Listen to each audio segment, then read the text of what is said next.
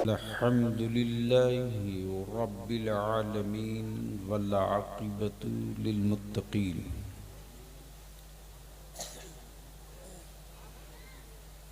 वस्सलातु वस्सलामु अला सय्यिदिल मुरसलीन व अला आलिहि व सहबिहि अजमईन, अम्मा बाद। अऊज़ु बिल्लाहि मिनश शैतानिर रजीम, बिस्मिल्लाहिर रहमानिर रहीम। क़ाल नबिय्यु सल्लल्लाहु अलैहि वसल्लम, अल उलमा वरसतुल अंबिया। सदक़ रसूलुल्लाह सल्लल्लाहु अलैहि वसल्लम। मुअज़्ज़ज़ उलमाए किराम,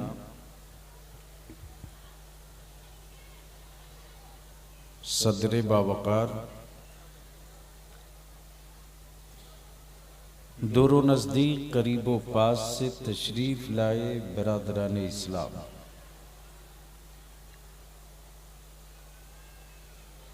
उलमा की कसरत, शोरा का अज़दहाम और ईमान वालों के खुलूस के साथ आज के उर्से चहल्लुम की शिरकत ने ये साबित कर दिया है कि सिर्फ पीरों के उर्स में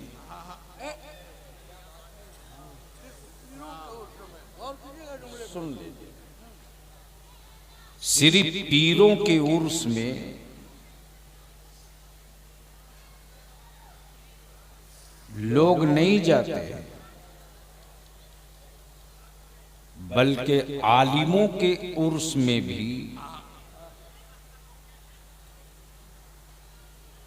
वो लोग आते हैं जिन आलिमों ने पीर की अहमियत और जरूरत समझाई है।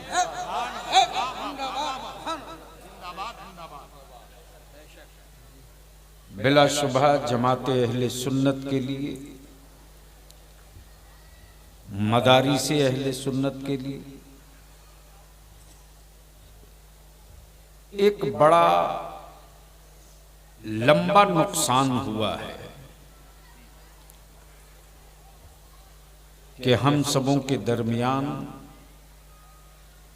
आपके खगड़ा में पैदा होने वाला वो आलिम जिसने नबी की शरीयत के लिए, मसलके आला हजरत के लिए, अकीदे अहले सुन्नत के लिए, गौसे आजम की मोहब्बत के लिए, गरीब नवाज के इश्क के लिए, जरूरत दीन के लिए मदारिस का क़याम भी किया, भीख का दामन भी फैलाया, जिस्म पे सीमेंट की बोरी भी उठाई, और जब रुखसत हुआ तो तुम कहो न कहो, जब रुखसत हुआ तो तुम कहो न कहो,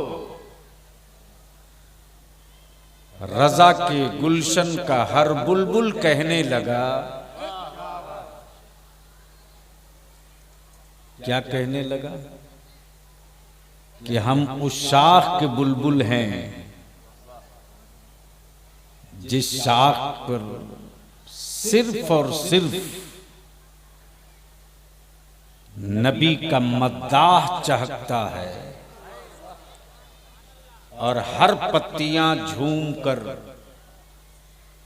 रसूले कौनैन की बारगाह में मोहब्बतों का खिराज पेश करती है।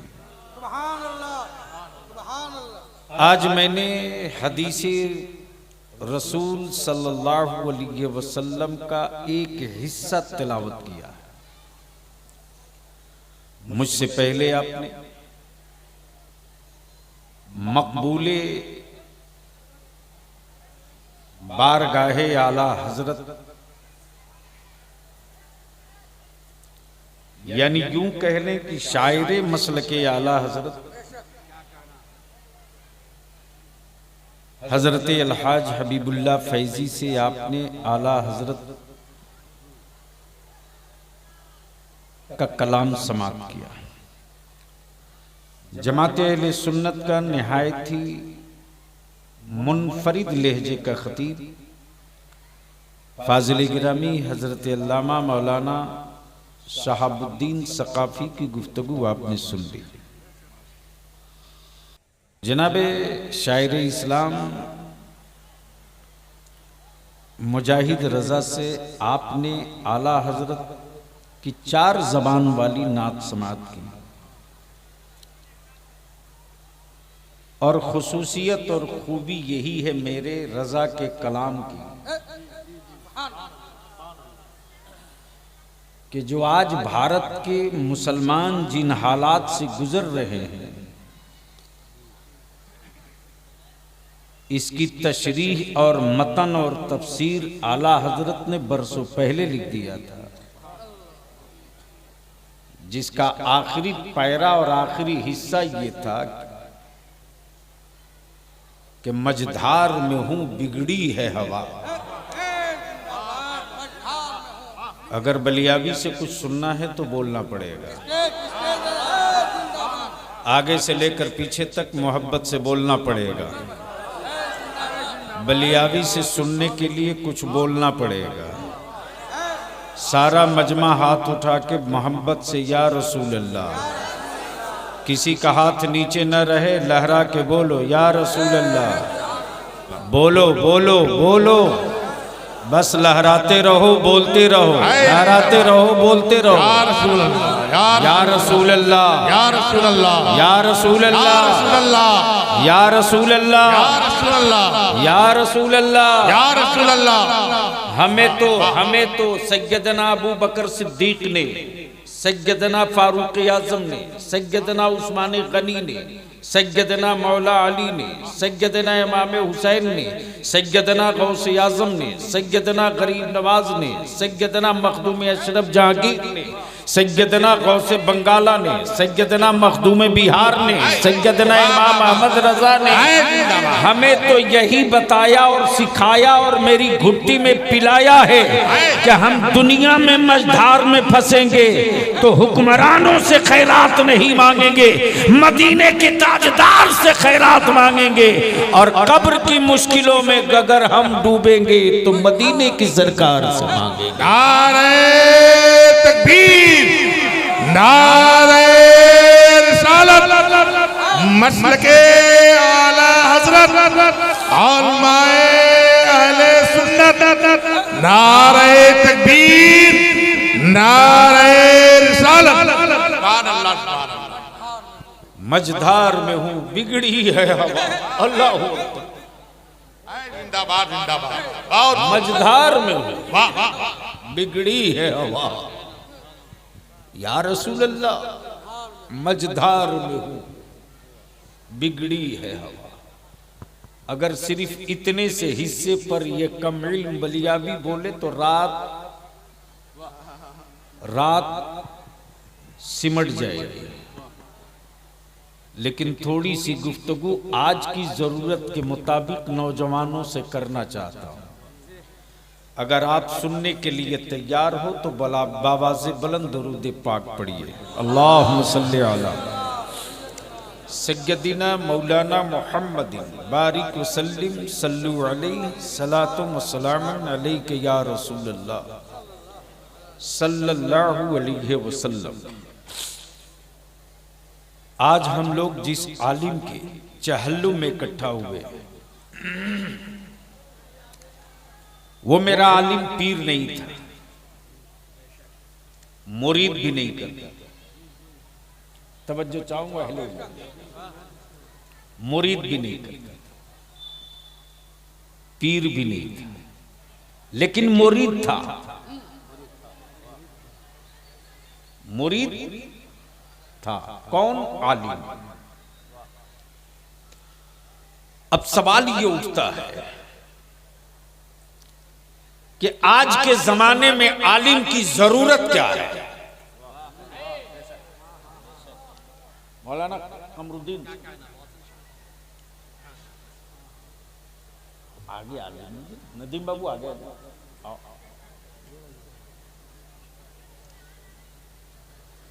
चलिए, आपको लोग देख लेंगे तो हमको कुछ सुन लेंगे।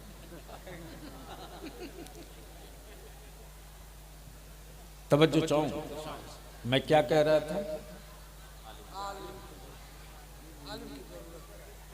आलिम की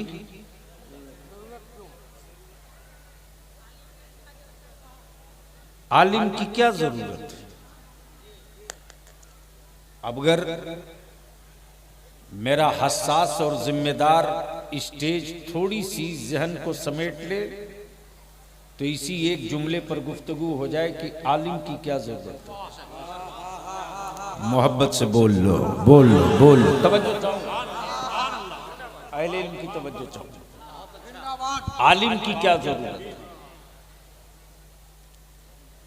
छोटू बैठ जाओ, बैठ जाओ बेटा, बैठ जाओ। आलिम की क्या जरूरत है? अब मैं आपसे पूछूं, इस सर्दी के मौसम में स्वेटर, जैकेट, कंबल की क्या जरूरत है?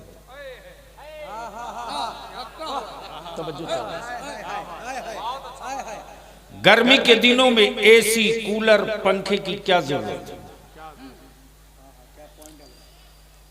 मंजिल तक पहुंचने के लिए स्कॉर्पियो, बोलेरो, ट्रेन, जहाज की क्या जरूरत है? आप जवाब देंगे, सर्द मौसम में गर्म कपड़ा मेरे जिस्म की जरूरत है, गर्म मौसम में एसी और ठंडी हवा मेरे जिस्म की जरूरत है, रास्ता तय करके मंजिल तक पहुंचने के लिए सवारी की जरूरत है। अब मैं सोचते रहा, कुरान आया कयामत तक के लिए, कुरान आया, किसी को शुबहा? अरे बोलो ना, कोई शक? कुरान आया कयामत तक के लिए, नबी आए कयामत तक के लिए, शरीयत मिली कयामत तक के लिए, दीन मिला कयामत तक के लिए, तरीक़तो मारिफत मिली कयामत तक के लिए। फिर आलिमों की क्या जरूरत? तवज्जो फिर आलिमों की क्या जरूरत? तो कागज के सीने पर लिखी हुई कुरान की आयतें पुकार पड़ी। अगर आलिम नहीं होगा तो कुरान समझाएगा कौन? और फकीह नहीं होगा तो मसला बताएगा कौन? और काजी नहीं होगा तो फैसला सुनाएगा कौन? तवज्जो चाहूं, अहले इल्म की तवज्जो चाहूं, अहले इल्म की तवज्जो चाहूं। ये लोग बोलेंगे तो आप बोलना।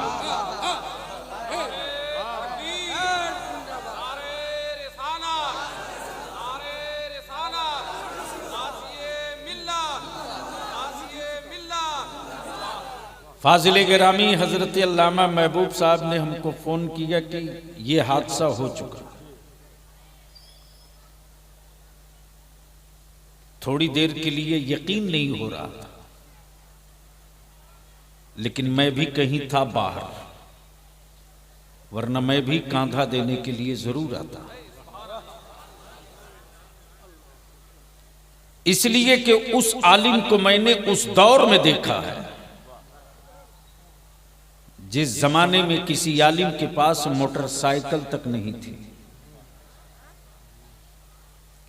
जिस जमाने में स्कॉर्पियो और बोलेरो तो कोई सोच नहीं सका था,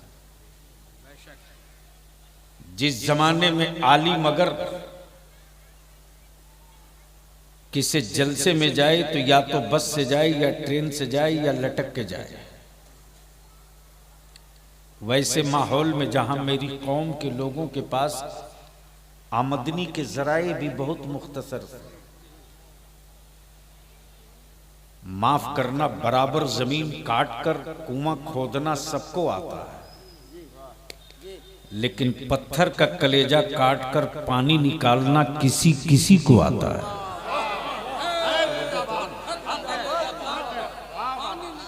पत्थर का कलेजा काट कर पानी निकालना किसी किसी को आता है, और ये उसी को आता है जिसने बुजुर्गों की जूतियां सीधी की है।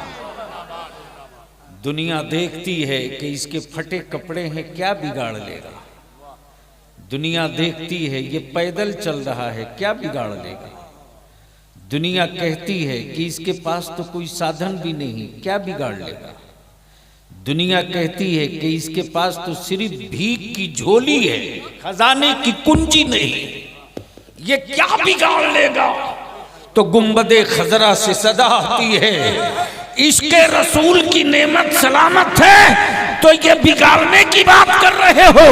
ये तूफानों का रुख भी मोड़ सकता है और हुकूमत का तख्ता भी पलट सकता है, इसलिए कि हाथ इसका होता है, अता मदीने के ताजदार की हुआ करती है।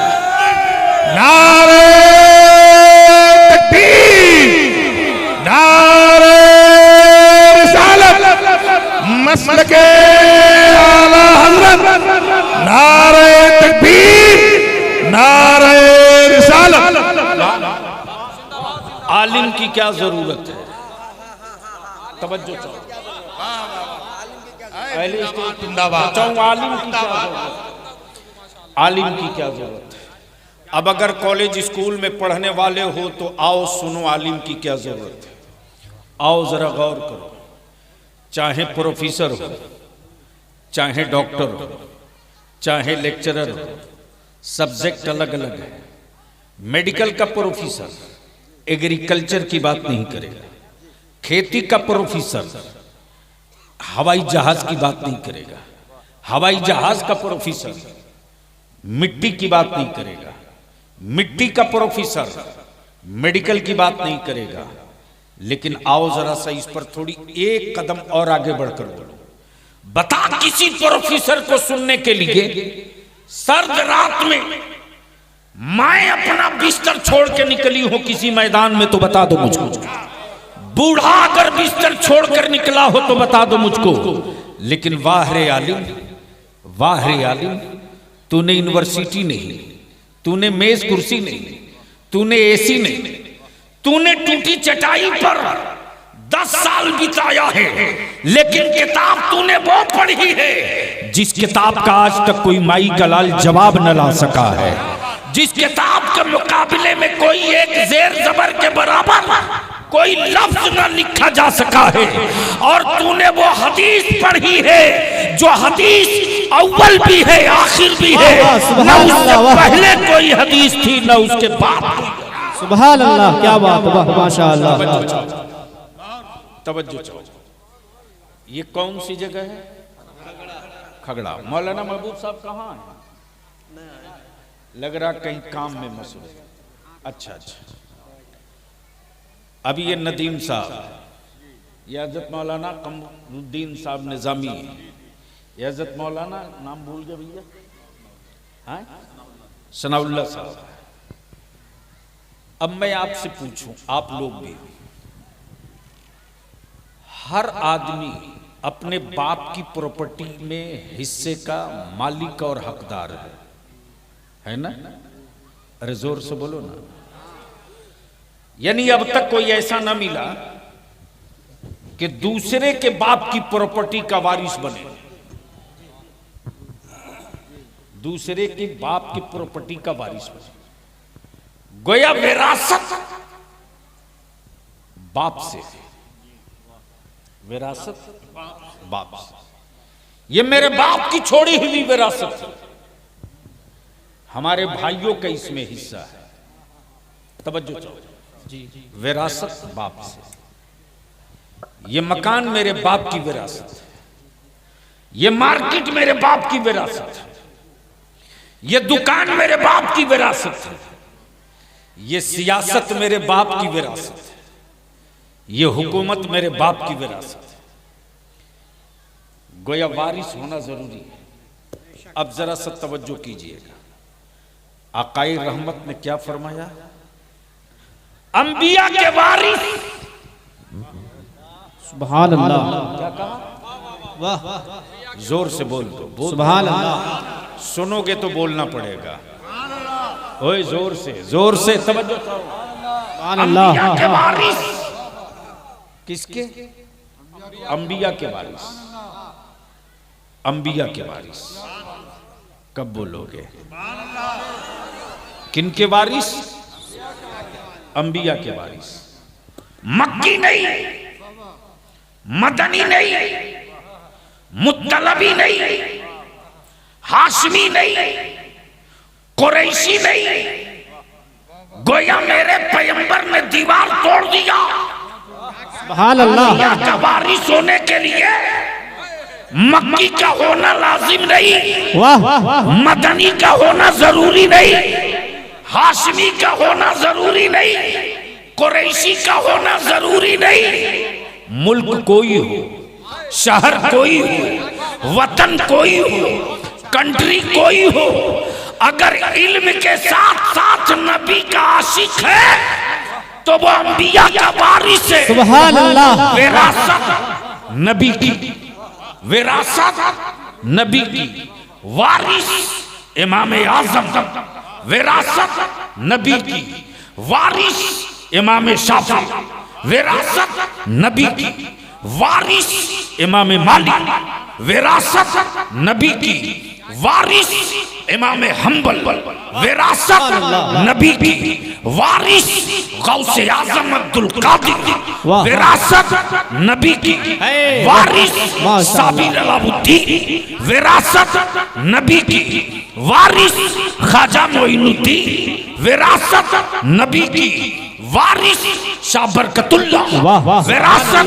नबी की, वारिस मोइनुद्दीन, विरासत नबी की, वारिस बरेली का इमाम अहमद रजा। अब बलिया, वाह, सुभान अल्लाह। अब बलिया भी को वारिस करना। सुभान अल्लाह। वाह, का वारिस होगा वो बिरादरी वाला नहीं होगा,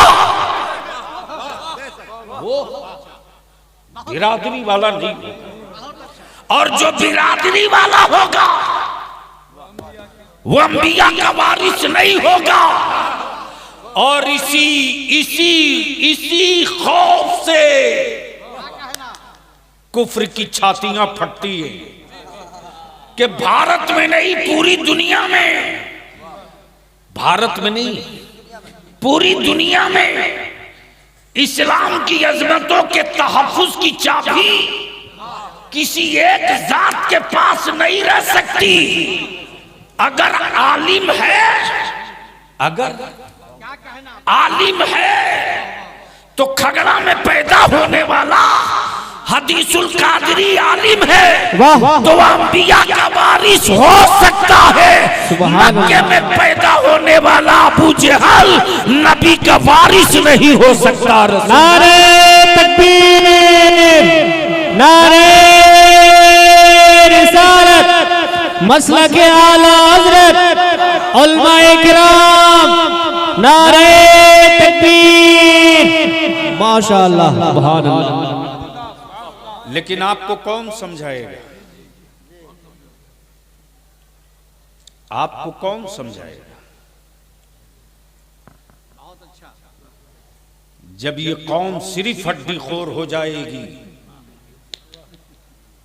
तो इस कौम की नस्लों का वजूद बचाने के लिए सोचना पड़ेगा। जमीन बेचकर हवेली बनाओ, सर्विस के पैसे से बेटे को मोबाइल खरीद कर आवारा बनाओ, 500 रुपया और 1000 रुपये में 5 साल बेच दो।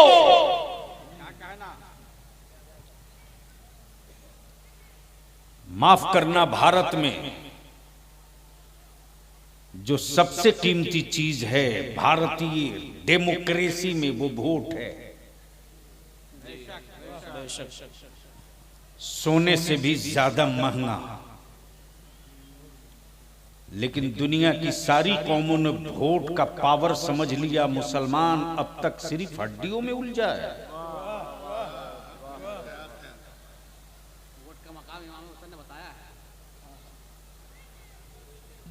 मेरे हुसैन ने तो वोट का वो मकाम बताया है कि कम संख्या बल में रहकर भी जंग कैसे जीती जाती है। सुभान अल्लाह। ये भी समझा दिया। हमारे उलमा चीखते रहे, कितने दुनिया से गुजर गए, हम भी मरेंगे जी। मस्जिदों के मिंबर से, जलसों के स्टेज से, मिलाद शरीफ की महफिलों से, निजी नशिस्तगाह में हमारे उलमा ने आपकी औलादों को आवारा नहीं, नेक और सालेह बनाया। लेकिन आपने उसके बदले इनाम क्या दिया? आलिम अगर पैदल चले तो आप बहुत खुश होते हो।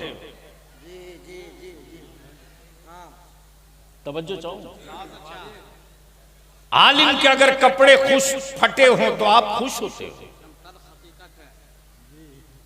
आलिम अगर छप्पर में रहे तो आपको बड़ी सुकून की नींद आती। मैं कहता हूं अपने ज़मीर से कभी पूछ, अपने दिल से पूछ,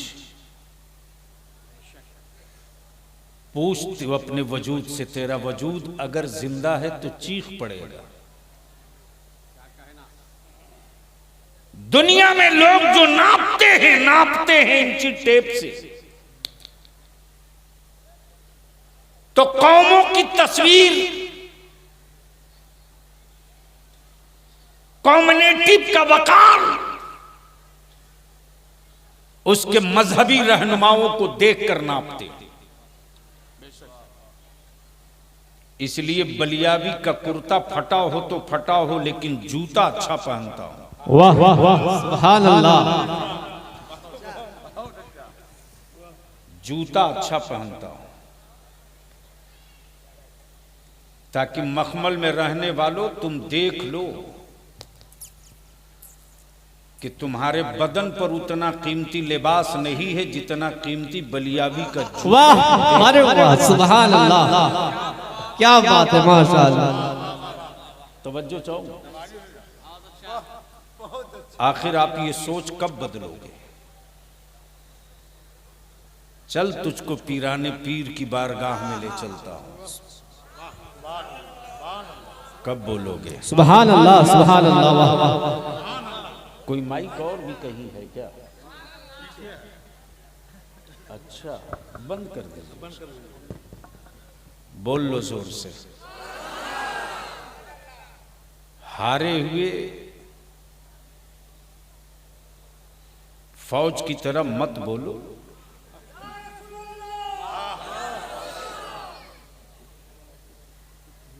यानी इतना पिटाई के बाद भी एक साथ आवाज नहीं निकल रही है। यहां से लेकर वहां तक एक आवाज होकर बोल दो, या रसूल अल्लाह। तवज्जो चाहूं, मैं क्या कह रहा था याद है?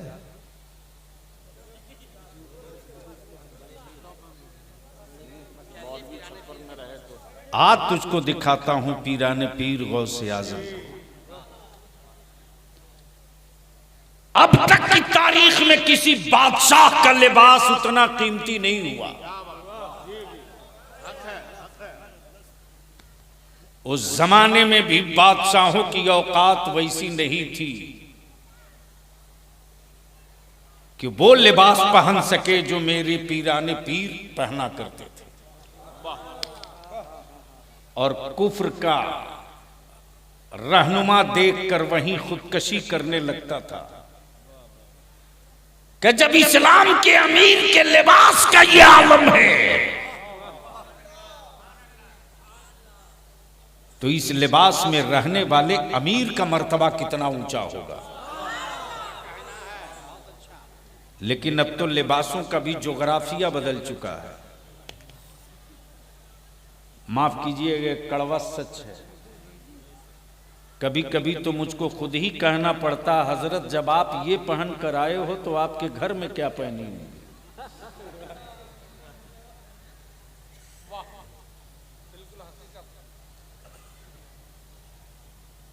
खगड़ा वालों, तुझे नहीं पता रे कि मिट्टी के सीने से निकलने वाले पत्थरों के बीच में खगड़ा में कौन सा पैदा हुआ था। आखिर कौन सी उसमें खूबी थी कि इतने शोरा चले आए। कौन सी खूबी थी कि इतने उलमा चले आए। तो तुम बोलो ना बोलो, तुम बोलो ना बोलो, बरेली के मेरे इमाम इश्को मोहब्बत की गलियां बोल पड़ेंगी कि जो मसलको अकीदे का नकीब होकर जिएगा वो छप्पर में रहे कि छत के नीचे रहे, उसकी धूम तो मचेगी ही मचेगी। अब सवाल ये उठता है, नबी का वारिस मक्की नहीं, मदनी नहीं, मुत्तलबी नहीं, हाशमी नहीं, कुरैशी नहीं, लेकिन आपको कौन समझाएगा। यहां तो एक प्याली चाय खरीदेगा, एक चाय लेगा और 13 फतवा बक देगा चाय खाने में बैठे बैठे। मुंह से शराब की बदबू आती है और मसला की बात करता है चाय खाने में बैठकर। और वो लोग टोंट करते हैं आलिमों पर, जिसके बाप का निकाह मेरा आलिम पढ़ाया। हाँ, अदारे शरिया की जो तहरीक चली है तो चंद आबादियों में कोहराम भी मचा है, खुशी भी हुई। और अल्लाह का शुक्र है, गया के इलाके में, कुछ औरंगाबाद के मज़ाफात में, कुछ मुजफ्फरपुर के इलाकों में हमारे आलिमों ने सर जोड़ के फैसला कर लिया कि हम उस बारात के दूल्हे का निकाह नहीं पढ़ाएंगे जिस बारात का दूल्हा 3 लाख रुपया एक मोटरसाइकिल पर खरीद कर आया। नहीं पढ़ाएंगे। डीजे और बाजा लेकर कोई मेरे गांव में आवे, हम निकाह नहीं पढ़ाएंगे। सदर सिगरेटी, तुम्हें दम है तो मुझको निकाल दो, हटा दो, मैं निकाह नहीं पढ़ाऊंगा। मेरे आलिम ने हिम्मत करके ऐलान कर दिया, बारात आ गई, का नहीं पढ़ाऊंगा। तो कुछ मोछ वाले थे सदर और सिगरेटी, बोले आपको फिर इजाजत है, चले जाइए। टेलीफोन आ गया मेरे पास, मैंने कहा सिगरेटी साहब, मस्जिद अल्लाह का घर है, तेरे बाप की जागीर नहीं है। मेरे आलिम ने बुराई मिटाने के लिए और अपनी नस्लों को इल्म की तरफ ले जाने के लिए ये तहरीक छेड़ा है, ये तन्हा नहीं है। हिम्मत है तो मुसल्ले से खसका दी खा दो, हटाना तो दूर की बात है। जिस गांव में ये वाकया हुआ उसके पड़ोस के गांव के सारे मुसलमान जमा हो गए।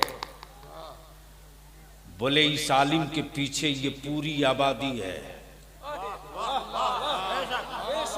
कब बोलोगे? जोर से बोल दो, कब बोलोगे? मैं पूछता हूं, बताओ, पट्टा वाली जमीन लेकर अपनी नस्लों को कब तक जिंदा रखोगे? पट्टे वाली जमीन पर अपनी नस्लों को कब तक महल बनाकर जिंदा रखोगे?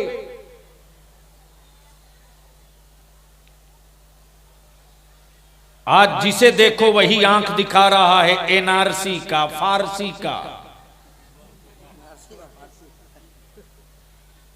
पुराना खतियान पलट दो तो सब फारसी में मिलेगा।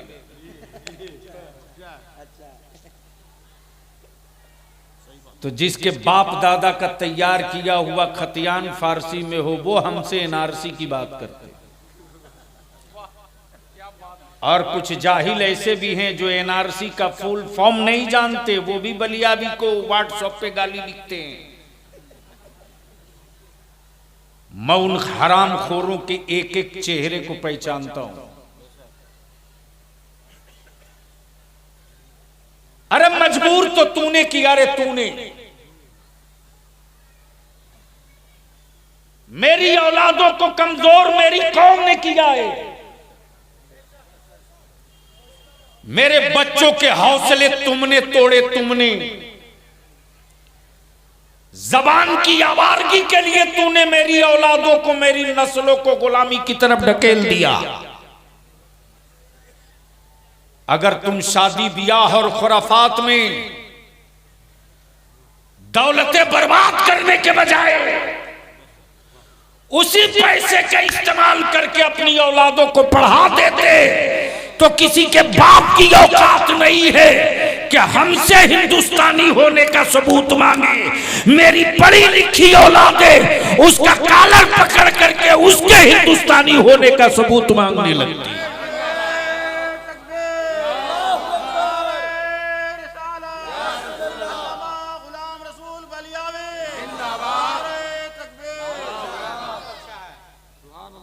जब समाज जले तो मेरा आलिम खड़ा हो, जब मजहब पर हमला हो तो आलिम खड़ा हो, जब भारत की आजादी हार रहे हो लोग तो जिताने के लिए मेरा आलिम खड़ा हो।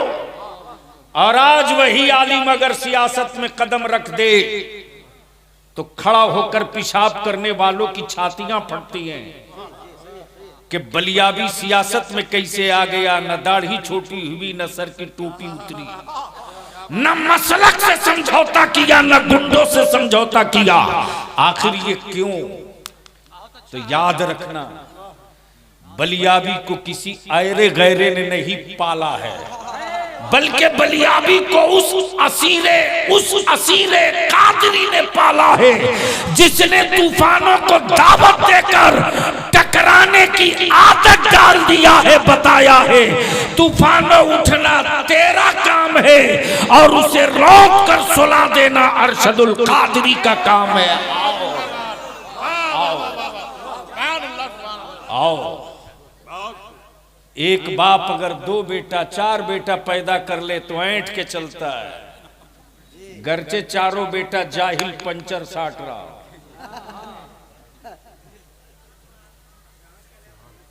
यही औकात है ना, साट रहा पंचर, अब्बा सीना तान के चल रहा, 4 बेटा है।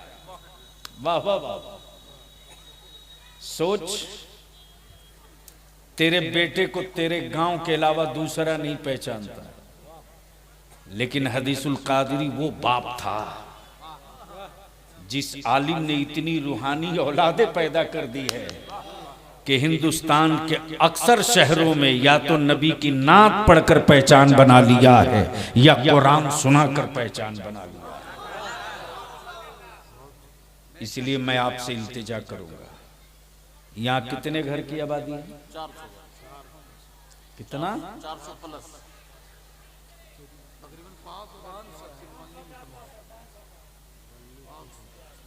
मैं ठीक सुन रहा हूँ?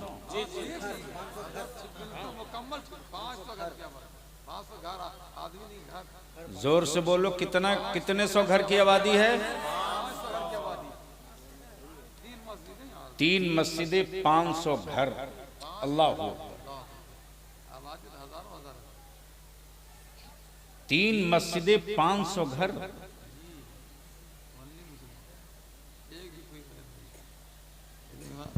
और वैसी आबादी में वो फकीर पैदा ले जो अपनी पीठ पर बोरिया ढोकर रसूलुल्लाह का घर बनावे। खगड़ा वालों, ईद मनाते हो ये सोच करके कि नबी की सुन्नत है, दी हुई नेमत है रब की, रोजा और फितरे के एवज में अल्लाह ने ये नेमत अता की। हम खगड़ा वालों से सिर्फ एक चीज मांगेंगे, पैसा नहीं, दौलत नहीं। साल में मौलाना हदीसुल कादरी का पूरा गांव मिलकर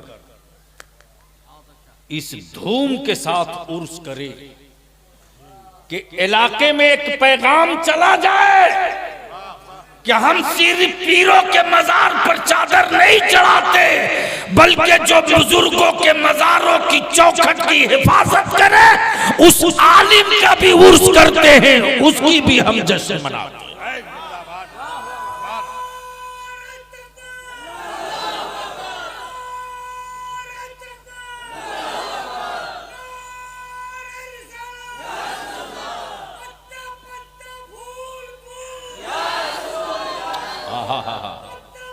सुभान सुभान सुभान। बोलो ये होना चाहिए कि नहीं होना चाहिए? कितने लोग ईमानदारी से खुलूस के साथ दिल बड़ा करके आलिम की मोहब्बत में आहत कर रहे हो कि ये होना चाहिए कि नहीं होना चाहिए? हम ऐसे नहीं मानते, हम ऐसे नहीं मानते। अरे जब सर बचा रहेगा तब ना मोछ खड़ी रहेगी, जब सर ही नहीं रहेगा तो मोछ तेरी कहां बचेगी? बोलो सही है कि गलत?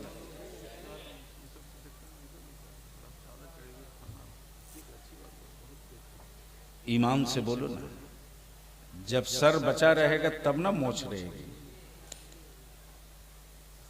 तो कोई ऑफिसर तो तुमने पैदा किया नहीं, बीडीओ, सीओ, डीसी, एसपी तो तुम पैदा किए नहीं कि तेरे गांव में कोई आएगा। लेकिन एक ऐसा आलिम पैदा किए जिसके हजारों शागिर्द हैं, तो उस आलिम की धूम इस शान से मनाओ। आप लोग उधर मत देखो, अरे कुछ नहीं, वो पापड़ के चक्कर में होगा। ये माँ बहन लोग जलसा थोड़ी सुनने आती, वो तो रिश्तेदारों से मुलाकात करने आती। क्या नदीम बाबू? अच्छा, ये भी गजब की जंतु है।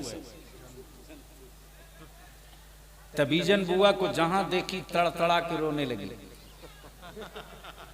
जैसे ही खदीजा खाला दिखी तुरंत हंसने भी लगी। न इनको रोते दे न इनको हंसते दे।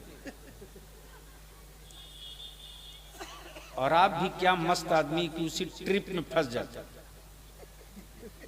कहां चक्कर में। अरे आज के जमाने में कोई बहुत लंबी उम्र पा रहा है तो 60 साल, 40 लगते लगते दो चीज तो हर हाल में बगैर दावत के आ जाती, एक शुगर, दूसरा हार्ट। बोलो सही है कि गलत? फिर भी छाती तान के चल रहे हो, है कुछ नहीं तिजोरी में, लेकिन सीना फुला के चलते। अरे चलो इस ढंग से कि तेरा दुश्मन भी देखे तो ये कहे कि जब गुलाम की चाल इतनी मस्तानी है तो मुस्तफा की चाल कितनी निराली हो। तब ईमान से बोलो, सच्चे दिल से बोलो, बगैर किसी लाठी लठव्वल, बगैर किसी मोछ ऐठव्वल की। अरे सुन यार, तू हमको डिस्टर्ब क्यों कर रहा मोबाइल के चक्कर में? नहीं, बड़े साहब को रास्ता दो, उम्र का लिहाज नहीं है।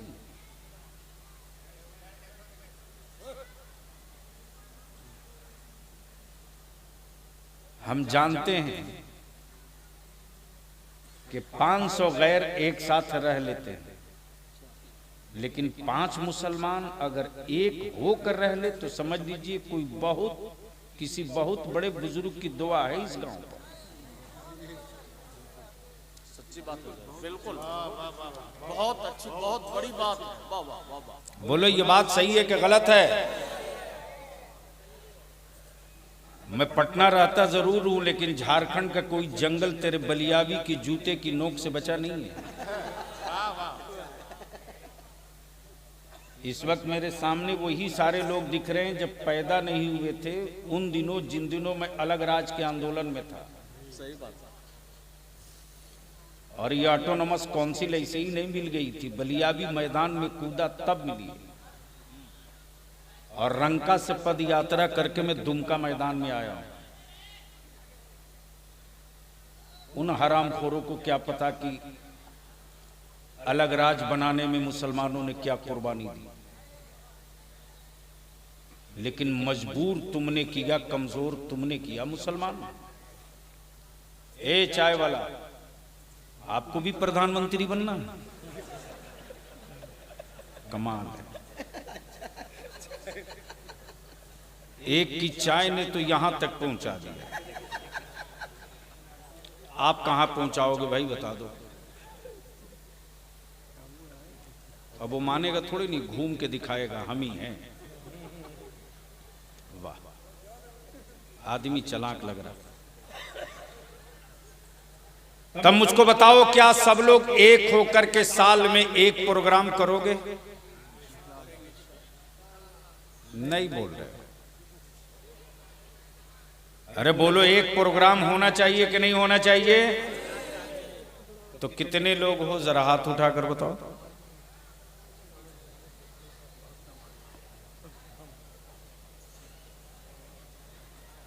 उठाए रखो ना, ताकि समझ में आवे कि यहां वाले कितने हैं।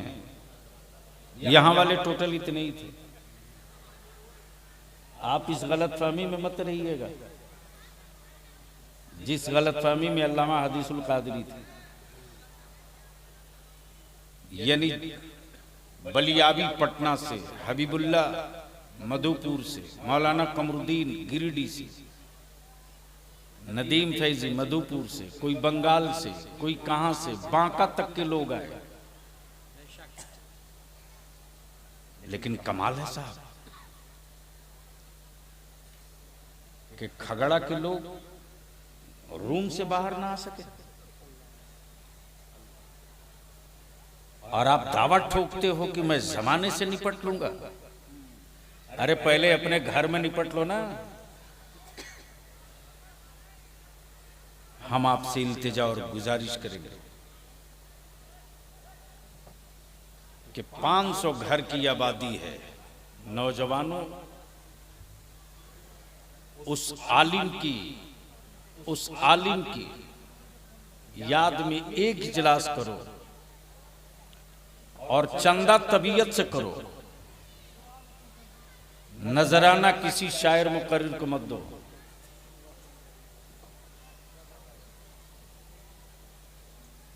मुझे ये उम्मीद नहीं, यकीन है कि जब आप खुलूस के साथ एक कदम आगे बढ़ोगे तो अहले सुन्नत का आलिम और शायर 10 कदम तुझको आगे बढ़ाने के लिए बढ़ेगा। इंशाअल्लाह, इंशाअल्लाह। और एक फंड मजबूत करो, और फंड मजबूत करके ऐलान कर दो कि खगड़ा गांव में कोई भी बच्चा हाई स्कूल में मैट्रिक में फर्स्ट डिवीजन पास करेगा और आगे उसका बाप पढ़ाने के लायक नहीं होगा, तो उस बच्चे की पूरी पढ़ाई का खर्च हमारी कमेटी उठाएगी, उसको पढ़ाएगी, आगे बढ़ाएगी। ये माहौल अगर बना दो तो 5 साल के अंदर अंदर खगड़ा की तस्वीर बदल जाएगी। वरना बेचते रहो वोट, मांगते रहो भीख, बनाते रहो औलादों को जाहिल, मांगते रहो खैरात, बेचते रहो बेटा, सिसकियां सुनते रहो बेटियों की। अगर इस 4 चीज पर कंट्रोल कर लोगे तो सिर्फ 5 साल लगेगा, सिर्फ 5 साल। मालूम है बिहार में क्या क्या हमने कर लिया। कल तक उसी बिहार के किसी थाना में हमारा बच्चा नहीं मिलता था, कौमी इत्तेहाद मोर्चा के अब भी झारखंड के हमारे नायब सदर जनाब रफीक बाबू पालोजोड़ी के शेखपुरा जो बिहार में डिस्ट्रिक्ट है, एक मामला था। उन्होंने बताया कि एक इंस्पेक्टर मुसलमान थाने में मिला, उसने मेरी बड़ी मदद की। मैंने उसको फोन करके शुक्रिया बोला। जैसे ही उसको पता चला बलियावी साहब का फोन है तो खुशी से वो उछल रहा था। कल तक बलियावी कमजोर था, हमारे पास अफसर नहीं थे, बीडीओ नहीं, सीओ नहीं, डीएसपी नहीं, एसपी नहीं, डीसी नहीं, लेकिन पूरी ताकत लगाई गई। हुकूमत ने मदद की, हुकूमत के पैसे से कोचिंग का इंतजाम हुआ। इन साल 108 मुसलमान के बेटे और बेटियां 108 बीपीएससी कंप्लीट की। अब जिस थाने और जिस ब्लॉक में फोन करता हूं, बच्चे हमारे कहते हैं हजरत इस वक्त मैं इसी ब्लॉक में हूं, आप हुक्म फरमाएं, मैं काम करूंगा। जब तक आदमी नहीं पैदा करोगे भीख मांगोगे, जब तक अफराद नहीं पैदा करोगे कटोरा तेरे हाथ में होगा। और जिस दिन अपने बेटों के हाथ में पावर का कलम दे दोगे, उस दिन तेरे हाथों में कटोरा नहीं होगा, तुझे गुलाम बनाने वाले लोगों के हाथ में कटोरा हो जाएगा।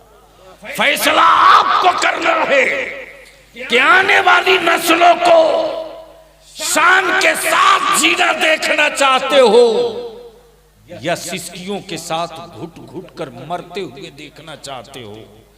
अगर शान के साथ जीना देखना चाहते हो तो बंद करो मुतालबे जहेज को, दफन करो बैंड बाजा और आर्केस्ट्रा को, दफन कर दो बेटों को मोबाइल देकर आवारा बनाने को। अपनी औलादों के हाथ में पावर का कलम देने के लिए मजदूरी करना पड़े कर लो। मत 3 टाइम खा 2 टाइम खा, मत पक्का मकान बना रहने दे छप्पर और टाली में, कोई फर्क नहीं पड़ता है। मत गद्दा और पलंग ढूंढ, उसी खेंदड़ा पर सोए हैं तू भी सो ले, उसी बिस्तर पर सोए हैं तू भी सो ले।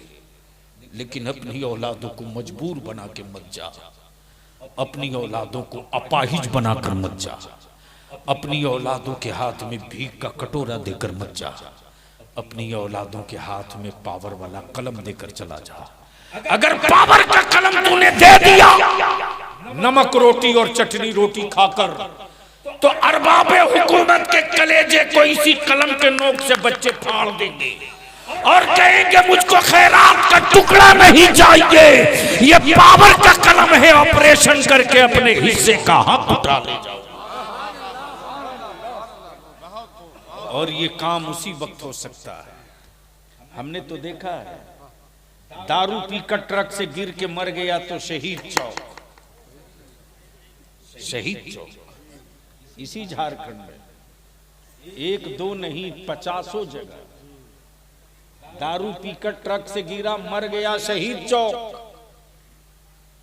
और हमारे यहां एक से एक कालीन, एक से एक कालीन, एक से एक मुफ्ती, एक से एक मुफ्ती, एक से एक कालीन, जिसने अपनी जिंदगी की हर सांस अकीदे अहले सुन्नत और मसल के आला हजरत के लिए वफ कर दिया। जब वो गुजरा है तो उसके कमरे से 2 पुरानी लुंगी, टूटा हुआ लोटा, फटा हुआ कुर्ता, सिली हुई शिरवानी, बोसीदा टोपी मिली है। आप अंदाजा करो कि जिस कौम ने अपने मजहबी रहनुमाओं का मेयार ये तय किया हो, उस कौम को दुनिया न खरीदे तो फिर कौन खरीदेगा। और जो कौम अपने मजहबी पेशवाओं की इक्तदा और उसको अपना रहनुमा मानकर चल दे, याद रखना अलग अलग नमाज पढ़ोगे तो नमाज का सवाब मिलेगा, और अपने बीच से किसी एक को आगे बढ़ाकर जमात खड़ा कर लोगे तो नमाज का भी सवाब मिलेगा, जमात का भी सवाब मिलेगा। मुसलमान कब तक अलग अलग तू नमाज पढ़ेगा रे? जमाना कहां से कहां चला गया। सारी कौमों ने अपनी जमात बना ली, जंगल के रहने वालों ने अपनी जमात बना ली, भीख मांगने वालों ने अपनी जमात बना ली, रिक्शा चलाने वालों ने अपनी जमात बना ली, मोटिया और मजदूरी करने वालों ने अपनी जमात बना ली। ईमान वाला बता, जिस पैगंबर ने तुझको जमात के साथ एक इमाम अता किया हो, तुमने अपने इमाम का गला घोटकर जमात को टुकड़े टुकड़े कर दिया, जात के नाम पर बांट दिया, बिरादरी के नाम पर बांट दिया, अमीर और गरीब के नाम पर बांट दिया। अल्लाह के वास्ते ये मेरे उलमा हैं, इनको बिरादरी की रस्सी में मत बांधो, इसको खानदान की रस्सी में मत बांधो, इसे किसी के बेटे की रस्सी में मत बांधो। ये अंबिया का वारिस है, इसे अंबिया का वारिस रहने दो। अगर अंबिया का वारिस मान लोगे तो फिर बिरादरी और खानदान का फर्द नहीं मानोगे, मुस्तफ़ा का वारिस मान लोगे। तब हदीस पाक है कि जिसने आलिम से मुसाफा किया, आका फरमाते उसने मुझसे मुसाफा किया। जो आलिम के साथ बैठा वो मेरे साथ बैठा। इसलिए मेरे अजीज हजरत अल्लामा मौलाना हदीसुल कादरी ने अहले सुन्नत के लिए, मदरसों के लिए, मसाजिद के लिए उस आलिम को मैंने दर दर की खाक छानते देखा है, बिल्डिंग बनाने के लिए पीठ पर सीमेंट की बोरी उठाते देखा है। जिस आलिम ने अपनी जिंदगी के वो निशान छोड़े हैं कि आज उन्हीं छतों के नीचे से हाफिज कुरान भी निकल रहा है, आलिम दीन भी निकल रहा है, मुस्तफ़ा का मद्दाह भी निकल रहा है। तो हम पर आप पर भी ये लाजिम है कि खानदान से ऊपर उठकर मोच की बात ना करके इंसाफ की बात करके जमाने को बतावे कि जब तुम शराब पीकर ट्रक से गिरने वाले की शहीद चौक मना सकते हो तो मुस्तफ़ा के दीन की तबलीग करने वाले की हम शानदार यादगार बना के दिखा सकते हैं। इसलिए कि हम जीने के लिए नहीं जीते हैं, हम तो सिर्फ मुस्तफ़ा के मदीने के लिए जीते हैं। अल्लाह ताला अमले खैर की तौफीक रफ़ीक अता फरमाए। यार जिंदा सोहबत बाकी। अभी प्रोग्राम ख़त्म नहीं हुआ है, अभी कई तकरीरें बाकी हैं। नदीम फैज़ी साहब भी आ गए हैं, मुजाहिद साहब भी हैं और बहुत सारे शोरा और खुतबा हैं, उनकी भी गुफ्तगू और कलाम सुनेंगे। खुदा हाफिज़, सलाम अलैकुम।